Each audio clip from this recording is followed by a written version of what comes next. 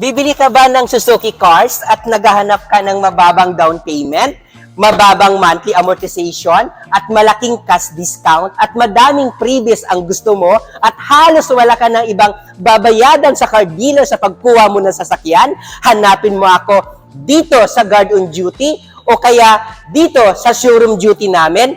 Ako pala si Ramel Gonzalez, Sales Manager, Suzuki Auto Caloocan Branch. 15 years na po ako dito sa Suzuki Auto Caloocan Branch. Hanapin mo po ako dito. Ako lang mismo nga hanapin mo. Wala nang iba para ibibigay ko ang lahat ng gusto mo. Ayan o, sabi ko sa inyo, pag ako po yung sales manager na hinanap mo dito, wala at hindi ka magsisisi talaga sa lahat ng mga gusto at previous na gusto mo po. Ibibigay natin yan. Tawagan mo lang po ako, hanapin mo lang pangalan ko, at mananalo ka sa lahat ng gusto mo. Ayan! So sa lahat no, na gusto po bumili ng sasakyan po, ayan, sabi ko, ipakilala ko lang po yung pangalan ko. Ako po si Ramel, Sales Manager dito sa Suzuki Auto Caloocan Branch. And today no, ngayong araw, or anong oras man mapanood nyo po yung live ko, ipakita ko lang sa inyo at i-demo ko sa inyo po yung Suzuki Celerio. Suzuki Celerio natin guys, no, ito talaga yung isa sa pinakamabili and mabenta ngayon sa market namin. So, sana no, sa lahat ng mga nag-iisip or nagdadalawang isip pa kung ano talagang unit yung gusto bilhin or nagbabalak po kung ano ba talaga yung maganda na hatchback and hatchback na small car na medyo pasok sa budget or sa presyo nyo po. Ito, i-demo ko lang sa inyo, malay nyo magiging option nyo po yung Suzuki Celerio natin. Una-una ba, ano ba yung Suzuki Celerio natin po? To be honest po, bago lumabas po yung mga small car or yung mga hatchback natin ng mga sasakyan po, Suzuki Celerio po, talaga sila ang nauna.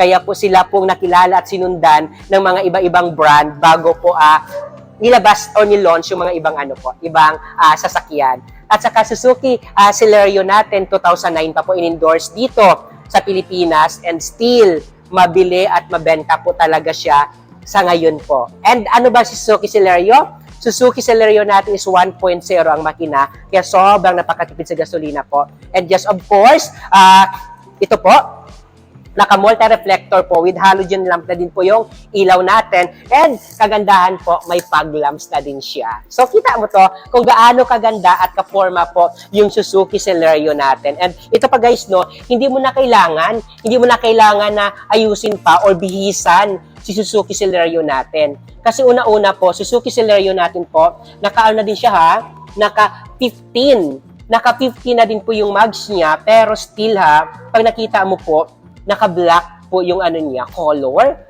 Napaka-astig, napakaganda, and talagang wow. Sabi ko, hindi mo na kailangan pa ayusin. And isa pa guys, no, pag nakita nyo po yung Suzuki Celerio natin, ito po, mataas yung ground clearance niya. So, ibig sabihin, pag sinabi natin mataas yung ground clearance, is talagang talagang pwede siya idaan tambaha or sa mga maulan na mga area po, pwede po siya. Kasi pwede pa ako dito sumuksok pa baba Sa totoo lang, ganun siya kataas yung ground clearance. And pag gusto nyo po makita, pwede nyo po yung actual na ground clearance, pwede nyo po mapuntahan po dito sa dealer namin para makita nyo po. And ayan and ito pala isa pa, naka-factory rust roofing po yung pang-ilalim natin. So ano bang ibig sabihin ng factory rust roofing natin? Pag naka-factory rust roof po, yung isang car, dito kasi sa Pilipinas, no, to be honest, kasi siya,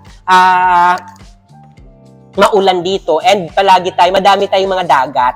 So para hindi siya magalawang and masira agad po, yan, talagang naka-factory rust roof na po yan na inano po ng Suzuki Philippines po. And yes, of course din, isa din na pwede natin din maano sa inyo po, Suzuki Celerio natin po, naka-body color na din po yung kanyang yung kanyang tawag dito, yung kanyang side mirror po, naka-body color na din po. So tignan natin yung loob. At sa Suzuki Celerio natin po, naka-aerodynamic design. So, ibig sabihin po, ano bang ibig sabihin natin ng aerodynamic design po ng Suzuki Celerio natin po? Kung makita nyo po, medyo madami siyang hiwa-hiwa konti. Kasi nga, sabi ko nga Suzuki Celerio natin, isa po siya ng 2009 na ni-launch na talagang nang in-endorse po ng Department of Energy natin, kahit i-check nyo po yan to legit check po, talagang siya po yung pinakamatipid po sa gasolina sa lahat. Kasi po, naka-aerodynamic po yung design. Kita mo to, may mga ano siya po. Ibig sabihin kasi ang purpose kasi niyan pag nag-long drive tayo, nakakat niya yung hangin, hindi po siya na tawag diba, hindi lumalaban, dire-diretso lang. Kaya po yung takbo and yung takbo niya sa kalsada po, lalo sa long drive po, napaka-smooth and nakakatipid sa gasolina. So check natin yung loob. Kung ano ba yung loob na mayroon si Suzuki Celerio natin para at least ma-verify natin and ma-check natin po kung ano talagang mayroon din siya sa loob. So ito, Suzuki Celerio natin, so sabi ko nga ito po ay manual, Suzuki manual natin na Celerio. Dalawa kasing klase ng Suzuki Celerio natin.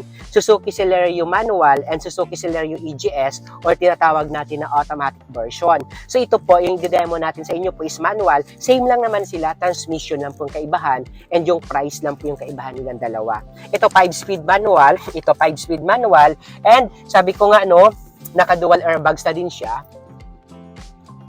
And naka-touchscreen monitor na din po. So, naka-touchscreen monitor. So, sabi ko, alam mo yun, tawag dito, napaka-komportable po, napaka-forward-backward yung upuan. And ito, alam mo nun, mas makikita mo po yung harap niya po agad.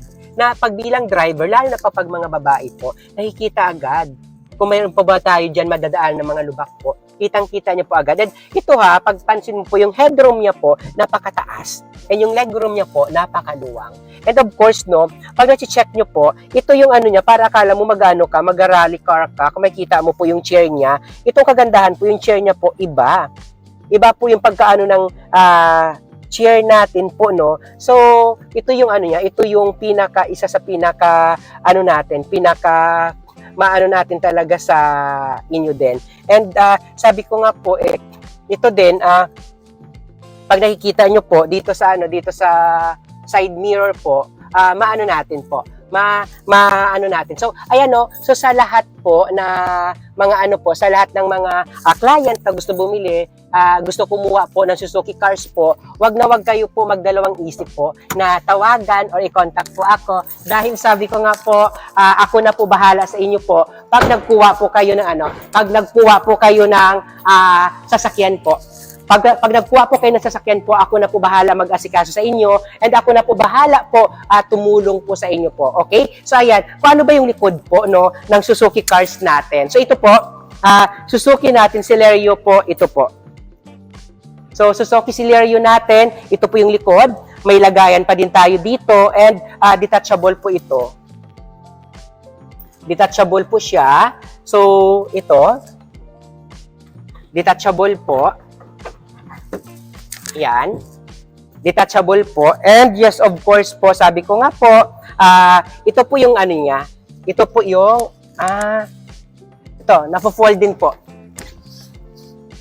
Nafo-fold din po yung nafo-fold din po yung chair niya po dito. So ito so sa lahat ng mga OFW na talaga naghahanap po talaga ng magandang promo, or OFW po na nagbabudget po kayo, na nagtitipid po kayo ng pera, na nag-aayos kayo doon sa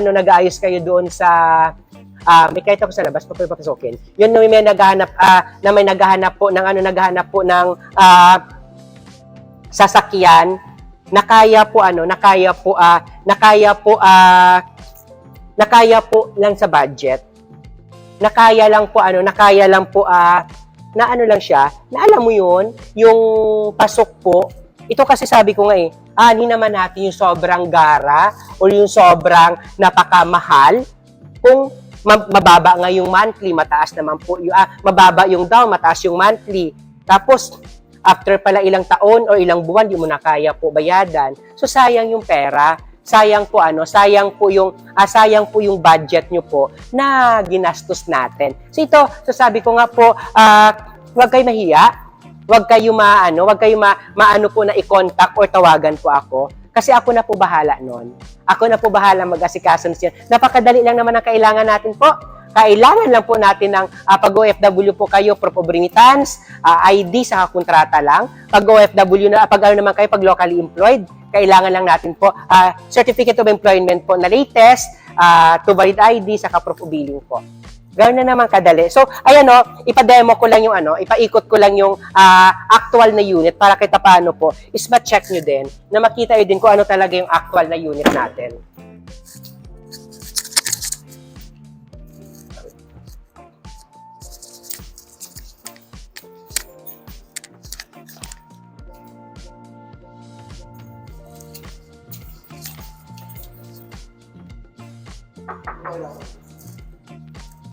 Pakitin mo ako.